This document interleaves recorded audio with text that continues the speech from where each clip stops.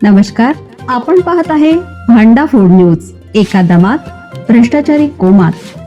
Social media, कर्जबाजारी, गुन्हेगारी, सट्टेबाजी, चोरी, मटका, जुगार, दारू, सावकारशाही, न्यायाच्या प्रतीक्षेत प्रशासन.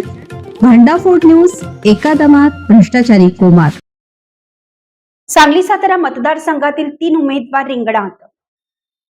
विधान परिषद निवडणूक 2026 सांगली सातारा स्थानिक प्राधिकारी मतदारसंघ निवडणुकीसाठी उमेदवारी अर्ज दाखल केलेल्या 7 पैकी 4 उमेदवारांनी आपले उमेदवारी अर्ज मागे घेतल्याने 3 उमेदवार निवडणूक रिंगणात उतरले आहेत.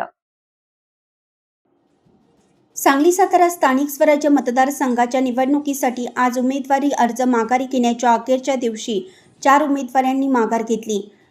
आता रिंगणात 3 उमेदवार असून त्यात भाजपचे धैर्यशील कदम आणि राष्ट्रवादी काँग्रेस शरदचंद्र पवार पक्षाचे अमरसिंह खाशेराव जगताप आणि अपक्ष किशोर हनुमंत धुमाळ यांचा समावेश आहे, अशी माहिती जिल्हा अधिकारी तथा निवडणूक निर्णय अधिकारी डॉक्टर मैना घोष यांनी दिली. तर तानाजी भगवान पाटील अपक्ष, प्रताप उर्फ बाळासाहेब धोंडीराम अपक्ष, मयूर बाबासाहेब पाटील अपक्ष, मेढे संजय नाईकू मेढे अपक्ष या चौघांनी आज निवडणुकीतून माघार घेतली आहे.